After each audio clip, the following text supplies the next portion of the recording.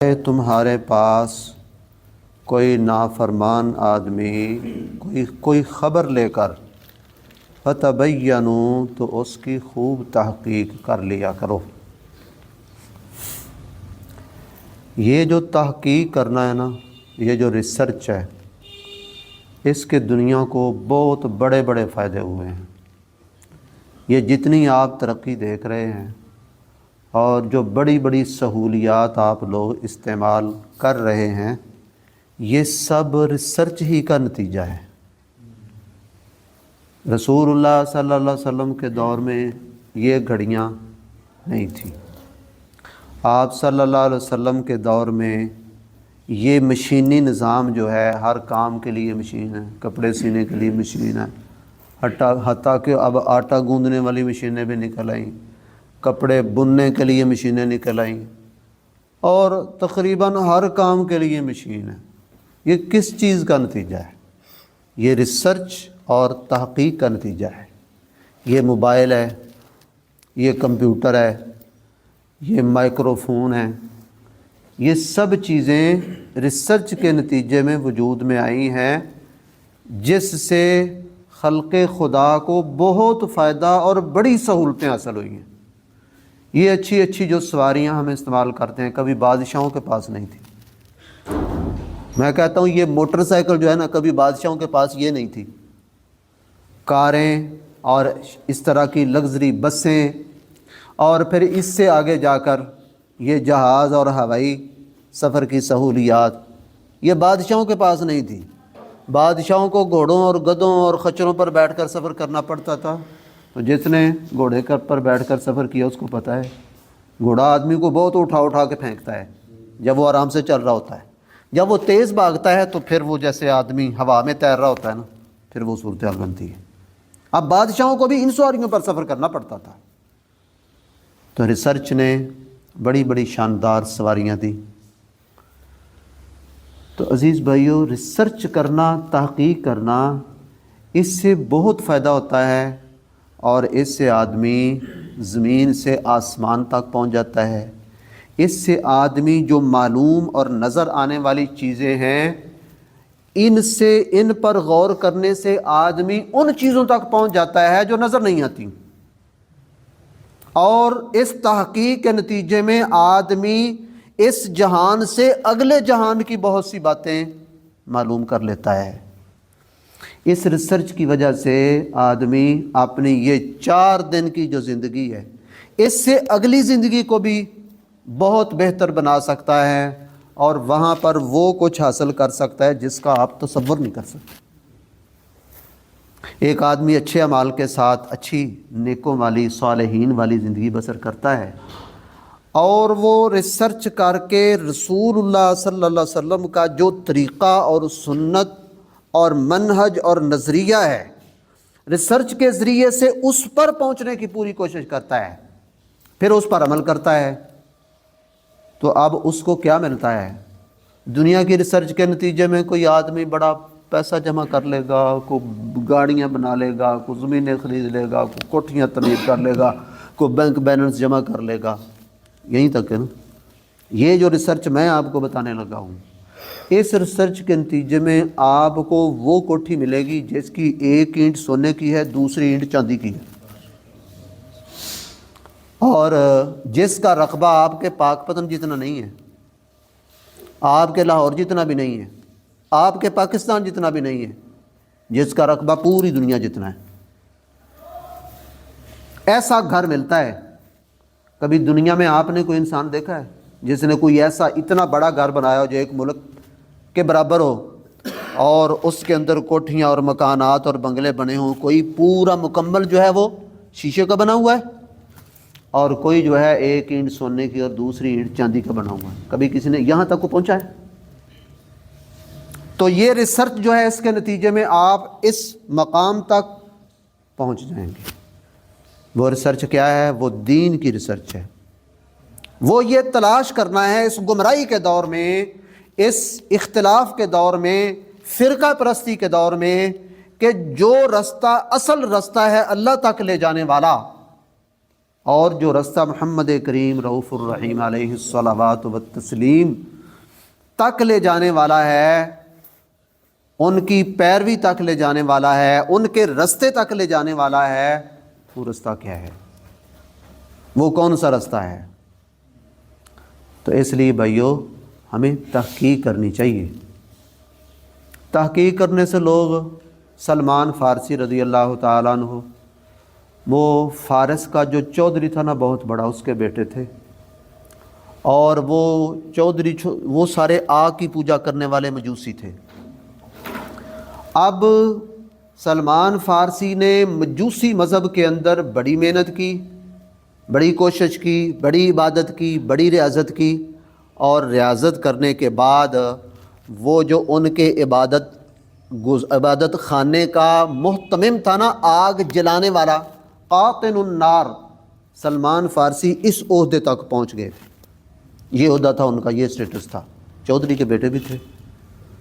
پھر یہ سلمان فارسی انہوں نے اپنے علاقے میں سنا کچھ عیسائی راہب اور عیسائی دین کے حاملین، رسول اللہ صلی اللہ علیہ وسلم کی بعثت سے کچھ پہلے وہ لوگ آئے ہیں، ان کی بات سنی، ان کی تقریر سنی، اور ان کی عبادت کا حال دیکھا، ان کے ساتھ کچھ گھنٹے گزارے، تو اپنے والد صاحب سے کہنے لگے یہ جو دین ہے نا یہ ہمارے والے دین سے بہتر ہے۔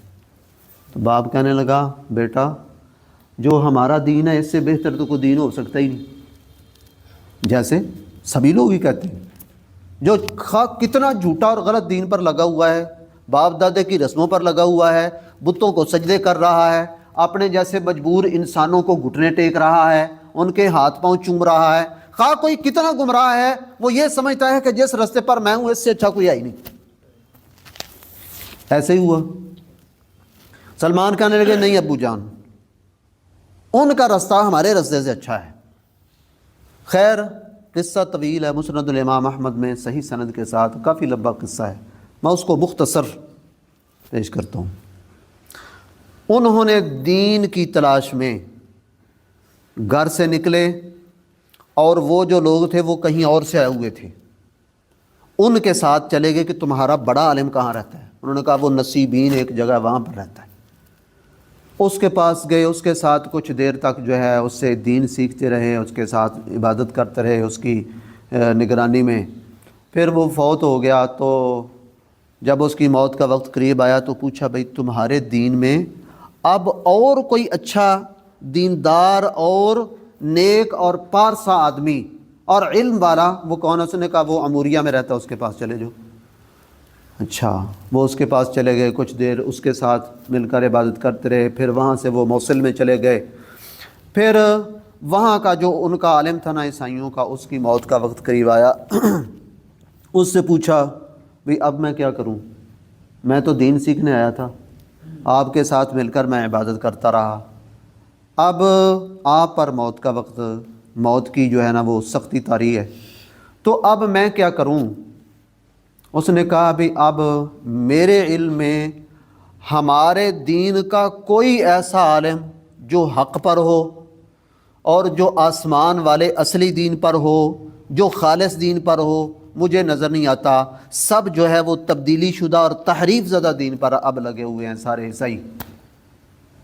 ہاں، ایک نئے نبی کے آنے کا وقت بالکل قریب ہے، اور وہ آئے گا فاران کے علاقے میں، مکے کے علاقے میں، اور وہاں سے پھر وہ ہجرت کر کے کھجوروں والی ایک سرزمین میں پہنچے گا۔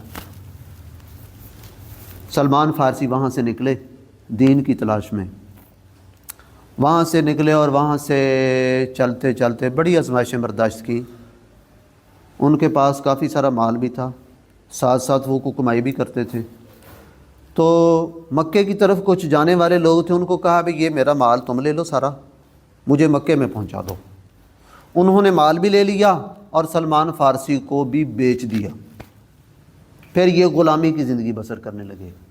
اپنے علاقے کے چودھری کے بیٹے ہیں، چودھری آدمی ہیں، دین کی تلاش میں غلامی بھی برداشت کی۔ پھر غلامی در غلامی ایک آدمی نے بیچا، دوسرے نے، پھر مکے میں چلے گئے، وہاں پر غلامی کی زندگی بسر کرتے رہے، پھر ان کو بیچ دیا گیا اور پھر یہ ان کو مدینے کے ایک یہودی تاجر نے خرید لیا، پھر وہاں جا کر اس کی کھجوروں کو پانی پلانا اور پودے لگانا اور دیکھ ریکھ کرنا، اس کام کے اندر وہ لگ گئے۔ اچانک ان کو ایک آدمی نے آ کر بتایا کہ یہاں ایک آدمی آیا ہے مکے سے، وہ کہتا ہے میں نبی ہوں۔ تو سلمان فارسی جو تھے، انہوں نے وہ اپنے عیسائی استاد سے سنا ہوا تھا، وہ جو نبی ہے کھجوروں والی سرزمین میں ہجرت کر کے جائے گا، تحفہ قبول کرے گا، صدقہ قبول نہیں کرے گا، اور اس کے دو کندھوں کے درمیان نبوت کی مہر ہوگی، دو کندھوں کے درمیان نبوت کی مہر ہوگی۔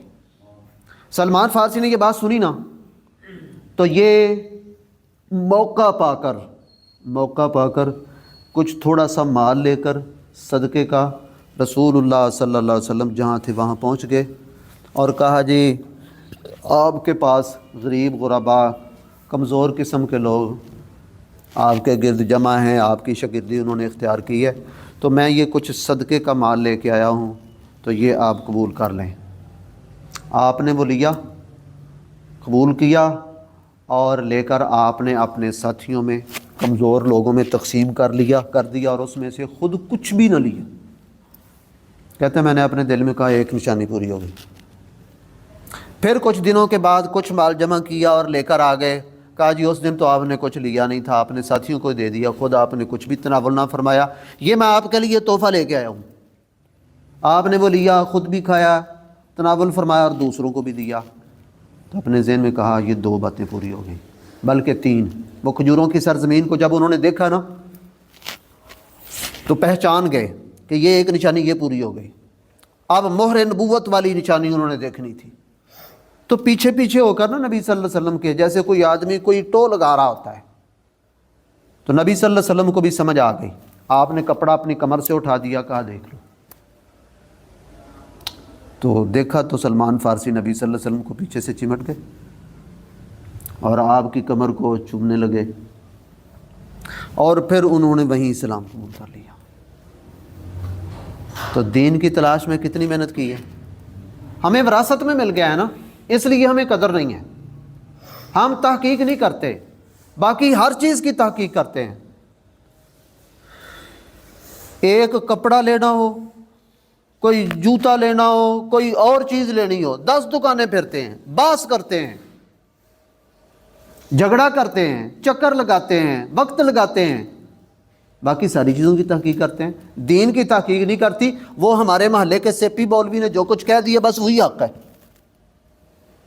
وہ اگر کہے کہ قبریں پکی بنانی چاہیے، مردوں کو سردی لگتی ہے، اوپر گنبد بنانے چاہیے، قبروں پر روح کیوڑا ملنا چاہیے، قبروں کے طواف کرنے چاہیے، تو بس یہ ٹھیک ہے۔ کیوں ٹھیک ہے جی؟ باپ دادے نے یہ کہا ہے نا، باپ دادے اسی پر تھے، محلے کے مولوی نے یہ کہا ہے، جہاں ہم نماز پڑھتے تھے وہاں سارا کچھ یہی چل رہا ہے۔ دین کے معاملے میں بالکل یہ سوچنا ہی نہیں کہ بھائی اس کا دین کے ساتھ کیا تعلق ہے۔ کوئی بکری کسی بکری کو سجدہ نہیں کرتی۔ یہ جو مجبور انسان ہے، عدم سے وجود میں آیا، جس پر بچپن، جس پر جوانی، جس پر بڑھاپا، جس پر بیماری، جس پر تندرستی، اور اسی طرح سے موسم کی تکلیفیں، یہ ساری چیزیں اس پر وارد ہوتی ہیں، تو وہ دوسروں کا مشکل کشا کیسے ہو گیا؟ دین کے معاملے میں ہم سر جھکا لیتے ہیں، بھیڑ چال۔ تو نہیں بھائی، تحقیق کرنی چاہیے۔ یعقوب علیہ السلام کے بیٹے تھے نا، سید تھے کہ نہیں؟ بتاؤ بھائی، اگر پیغمبر کا بیٹا سید نہیں ہے تو وہ سید پھر کوئی ہے ہی نہیں۔ ہاں، پیغمبر کا نواسہ سید ہے کہ نہیں؟ ہاں، پیغمبر کا داماد سید ہے کہ نہیں؟ پیغمبر کی برادری کے لوگ سید ہے کہ نہیں؟ جو پیغمبر کا سگا بیٹا ہے اس سے بڑا سید کون ہے؟ ٹھیک ہے، سید ہیں، پیغمبر کے بیٹے ہیں، آنکھوں سے رو رہے ہیں، اور باپ کو یقین دلا رہے ہیں کہ ہمارے بھائی یوسف کو بھیڑیے نے کھا لیا ہے، یہ ہمارے پاس دلیل ہے، یہ قمیض ہے، اس کو یوسف کا خون لگا ہوا ہے، خون بھی دکھا رہے ہیں، رو بھی رہے ہیں، پیغمبر کے بیٹے بھی ہیں، سید بھی ہیں۔ تو یعقوب علیہ السلام کو تو مان جانا چاہیے تھا نا، ایک آن میں ہی مان جانا چاہیے تھا، آخر اتنی بھی بے اعتباری تو نہیں نہ کرنی چاہیے۔ ہاں نہیں، انہوں نے دیکھا کہ سید بھی جھوٹ بول سکتے ہیں، سید بھی بڑے بڑے جھوٹے ہوتے ہیں۔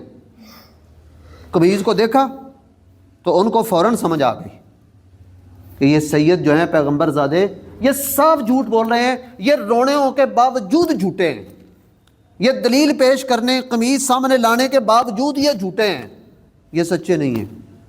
صاف کہہ دیا بل سولت لکم انفسکم امرا فصبر جمیل، یوسف کو بھیڑیے وغیرہ نے کوئی نہیں کھایا، تمہارے ضمیروں نے، تمہارے دلوں نے ایک بات تمہیں خوش نما بنا کے دکھا دی ہے جس پر تم نے عمل کر لیا، فصبر جمیل، تو میں اچھا صبر کروں گا۔ تو تحقیق کی تو بات جو ہے وہ سامنے آ گئی۔ سلمان فارسی نے تحقیق کی، نہ تحقیق کرتے تو آخر الزمان پیغمبر صلی اللہ علیہ وسلم کے امتی نہ بن سکتے، ان کے پیروکار نہ بن سکتے، وہ کفر کے دین پر ہی مر جاتے، آگ کی عبادت کرتے ہی دنیا سے چلے جاتے، تحقیق نہ کرتے تو اس بلند منصب پر جس پر ان کو اسلام نے پہنچا دیا، پیغمبر اسلام صلی اللہ علیہ وسلم کا کلمہ پڑھنے نے پہنچا دیا، ان کے حلقہ ارادت میں داخل ہونے نے پہنچا دیا، اس مقام تک وہ نہ پہنچ سکتے، تو تحقیق نے ان کو پہنچایا۔ تو اس لیے بھائیو تحقیق کیا کرو۔ اختلاف ہے نا، بہت سی باتوں میں اختلاف ہے، بہت سی باتوں میں اختلاف ہے۔ کوئی کہتا ہے قبریں پکی بننی چاہیے، کوئی کہتا ہے کچی بننی چاہیے، کوئی کہتا ہے اس پر چوکھنڈیاں بننی چاہیے، کوئی کہتا ہے نہیں سادہ بننی چاہیے۔ مدینہ میں سادہ ہیں، صحابہ کرام کی سادہ ہیں، انہوں نے بھی تو اسلام کی خدمت کی ہے۔ اگر اسلام کی خدمت کی وجہ سے، کسی کی بزرگی کی وجہ سے ایسا ہونا چاہیے تو ان کے تو بہت بڑے بڑے بننے چاہیے نا مزار، ان کی سادہ ہیں۔ کچھ کہتے ہیں سادہ ہونے، کچھ کہتے ہیں، تو تحقیق کرنی چاہیے یا سر جھکائے رکھنا چاہیے، جہاں کو لگا ہے وہ ٹھیک لگا ہے۔ ایسے مسلمان، اسلام کا نام لینے والے، ایسے ایسے احمق، ایسے ایسے بے وقوف، ایسے ایسے کم عقل اور ایسے ایسے فکر و تدبر سے پیدل لوگ موجود ہیں جو یہاں تک کہتے ہیں کہ جہاں بھی کوئی لگا ہے نا وہ ٹھیک ہی لگا ہے۔ تو اس کا مطلب پیغمبروں نے تو آ کر جو ہے نا وہ جو اللہ کی طرف سے دعوت تھی وہ دعوت دینے کی خدا نخواستہ غلطی کی ہے۔ جو کچھ جہاں لگا تھا ٹھیک لگا تھا۔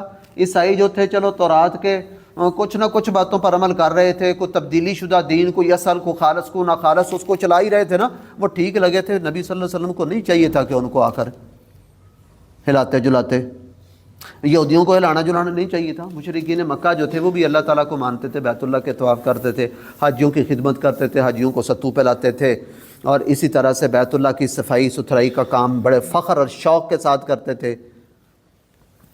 اور دین ابراہیم پر، ابراہیم علیہ السلام کے دین کی بعض باتوں پر وہ عمل پیرا بھی تھے، تو پھر نبی صلی اللہ علیہ وسلم کو ہلانا جلانا نہیں چاہیے تھا نا۔